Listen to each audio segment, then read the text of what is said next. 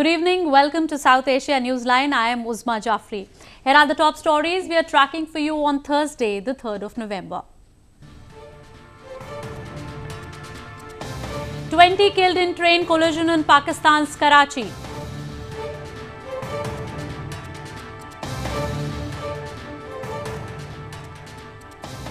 Indian Prime Minister calls for comprehensive mechanism for disaster risk management.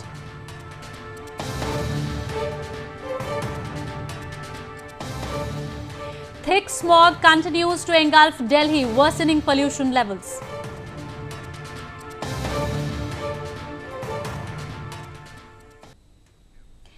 And now for all the details. Visiting Indian President Pranab Mukherjee on Thursday received the honorary degree of Doctor of Letters from the Kathmandu University. At a special convocation ceremony of the university held in Kathmandu, Nepal Prime Minister Pushpa Kamal Dahal, also the ex-officio Chancellor of the university, conferred the title on the state guest. President Mukherjee is on a 3-day visit to Nepal to boost bilateral ties. During his visit, he met with the top leadership of the country. Paving the way towards implementation of Sendai Framework for Disaster Risk Reduction in the Asian region, a 3-day Asian Ministerial Conference for Disaster Risk Reduction 2016 was inaugurated in New Delhi on Thursday. Indian Prime Minister Narendra Modi called for a comprehensive mechanism for disaster management. Prime Minister Narendra Modi on Thursday inaugurated a 3-day Asian Ministerial Conference on Disaster Risk Reduction in capital New Delhi. The conference is held in collaboration with the United Nations Office for Disaster Risk Reduction. During the address, Prime Minister Modi affirmed India's commitment for promoting disaster-resilient infrastructure. India will work with other partner countries and stakeholders to build a coalition or center for promoting disaster-resilient infrastructure in the region. This will help generate new knowledge for hazard risk assessment, disaster-resilient technologies, and mechanisms for integrating risk reduction in infrastructure financing. Prime Minister Modi also listed a 10-point agenda for disaster risk reduction at the conference.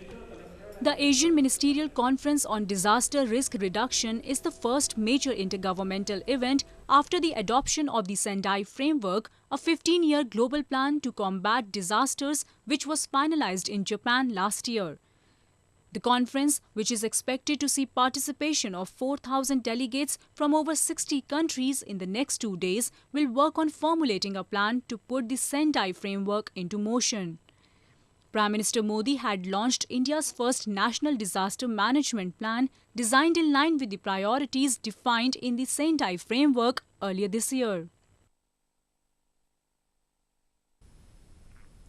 Moving on, less than 2 months after a major rail collision struck Pakistan in September, 2 passenger trains on Thursday collided in Pakistani port city of Karachi, killing at least 20 people.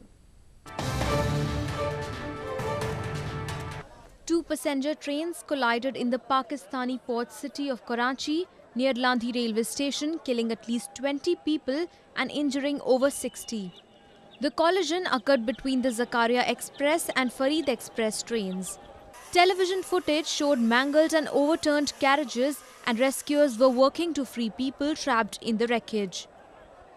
Train traffic between Karachi, Pakistan's biggest city, and the rest of the country was suspended after the collision near the city's Landhi railway station, reports said. Bogie थी जिसको brake van भी कहते हैं, उसमें भी मुसाफिर थे जो कि अभी भी उसमें से कोई 1-2 मुसाफिर जो उसमें ज़िंदा हैं और उनको अभी काट कर निकालने की कोशिश की जा रही है और ज़िले इंतज़ामिया भी हमारे साथ हैं और डिस्ट्रिक्ट पुलिस भी हमारे साथ मदद कर रही है, रेंजर्स वाले भी हमारे साथ मदद कर रहे हैं। ये गाड़ी खड़ी थी, गाड़ी के पीछे से गाड़ी टोच हुई है, हम आगे खड़े थे, एकदम झटका लगा, ये नहीं पता लगा क्या हुआ क्या नहीं हुआ। जब बैक साइड पे आया तो डब्बे कटे पड़े हुए थे और ज़ख्मी जो थे वो बुरी तरह मुतासिर थे, जिनको डब्बों में से निकाला गया है। Railways Minister Khwaja Saad Rafiq pointed at negligence as a possible cause, with a stop signal being ignored. The whereabouts of the driver and assistant driver of the Zakaria Express were unknown, he said. Investigation has been launched into the incident. In September, at least 4 people were killed and 93 injured when an express train collided with a freight train near the city of Multan in Punjab province. Meanwhile, people of Gilgit-Baltistan have been denied basic healthcare facilities due to negligence by the federal government of Islamabad. Alarming figures call for an immediate action towards the problem. Government hospitals in Gilgit-Baltistan lack the essential infrastructure and trained doctors to attend to the patients. This dilapidated condition of the public health infrastructure has hit the underprivileged section the hardest, who cannot afford the expenses of private health centers. कोई भी serious patient आता है तो वो सबसे पहले कोई diagnostic नहीं होती है उसके साथ प्रॉब्लम क्या है. जब तक उसकी डायग्नोस्टिक हो जाती है, जब तक उसकी हालत ख़राब हो चुकी होती है, फिर मैं वही बात आ जाएगी, फिर उसको पहुँच देते हैं भाई कराची भेज दो खान अस्पताल, तो कराची आते आते ख़त्म हो चुका होता है. The situation of medical sector is a cause for concern throughout Pakistan with alarming statistics. According to reports, Gilgit-Baltistan's population, having crossed 1.8 million, does not have a single cardiology unit. Seat है तो वो बिक जाते हैं, वहाँ पे पहुँच नहीं पाता आदमी. हमारे अच्छे डॉक्टर हैं जो बाहर चले गए मुल्क से, उसकी वजह यही है कि वो नहीं है हमारे प्रॉपर इंतजामात नहीं है डॉक्टरों के. मुल्क की खिदमत करना चाहता है कोई तो उसको जगह नहीं मिलती. जो है वो पैसे दे के आते हैं, वो पैसे बनाते हैं, क्लिनिक लगाते हैं, ये चलता है. There is a dire need for development in the healthcare sector of Gilgit-Baltistan. The situation is worrying for the economically weaker section of the region who cannot afford expensive treatments in far-off areas. Security forces on Thursday apprehended a Pakistani national with the assistance of locals in Katal Chowk of Hiranagar sector in India's northern Jammu and Kashmir province. The person has been identified as 45-year-old Abdul Yusuf from Goregaon in Pakistan. A tobacco and an areca nut packet were recovered from his possession. He has been handed over to a local police station.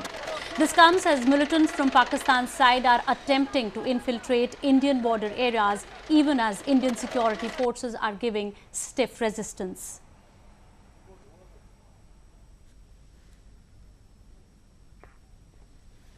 Indian capital New Delhi remained enveloped with thick smog on Thursday for the 4th consecutive day after the Diwali or Festival of Lights weekend.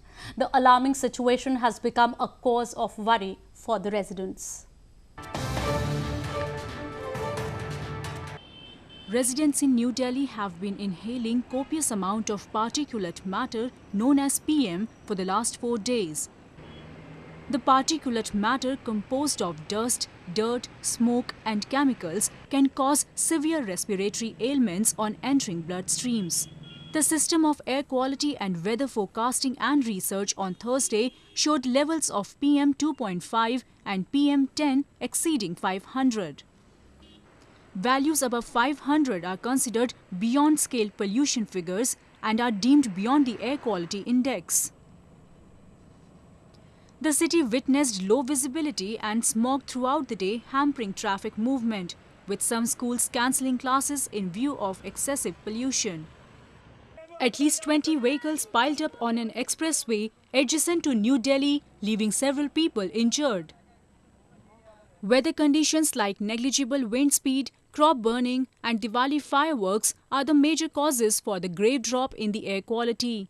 Over the Diwali weekend of 2016, India's overall air quality was among the world's worst and between 40% and 100% worse in 5 North Indian cities than at the same time the preceding year, according to global air pollution data. At the other end, tourists thronged a national park in eastern India which opened its gates after being closed due to monsoon. It's renowned for its waterfalls and flora and fauna.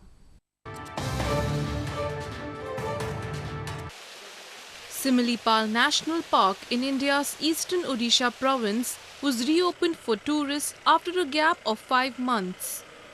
It was closed in June due to monsoon rains. Facilities for night halting have also been arranged inside the park. Enthusiastic tourists thronged the park as it opened its gates. बहुत दिन से बंद भी पड़ा था, आज opening हो रहा है फर्स्ट टाइम, तो सोचा कि कुछ ज़्यादा दिखने मिलेगा, अच्छा एक्सपीरियंस होगा, इसलिए दिखने चले आया. Renowned for its waterfalls and flora and fauna, the national park is home to 99 Royal Bengal tigers and 432 wild elephants.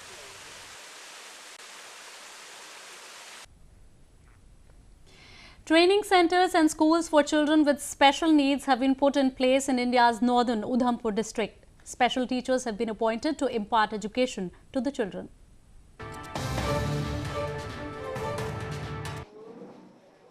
Children with special needs in remote regions of Udhampur district in India's northern Jammu and Kashmir province have now been equipped with training centers and schools. The government of India launched various schemes for the benefit of the children suffering from speech and hearing disability and others under Sarv Shiksha Abhiyan. The step has been welcomed by the family members who are happy with the progress of the children. मेरा भाई है जो वो autistic है, वो बोल भी नहीं सकता और सुनता है वो भी कभी-कभी. तो यहाँ पे आने से उसको पता लग गया, मतलब पहले वो कुछ भी नहीं बताता था, अब रिस्पॉन्स करता है और बीच-बीच में बोल भी पड़ता है, तो हम खुश हैं ये सब देखकर. Several sessions were also held for the parents to explain the benefits and importance of such centers. The scheme works on a zero rejection policy which ensures every child with special needs is provided education. Home-based education is also provided for children who cannot travel to the schools. Well, that's the way it was in South Asia this evening. Before we conclude the top stories once again. 20 killed in train collision in Pakistan's Karachi.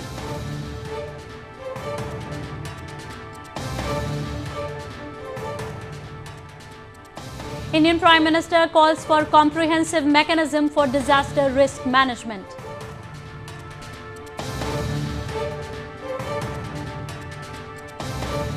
And thick smog continues to engulf Delhi, worsening pollution levels.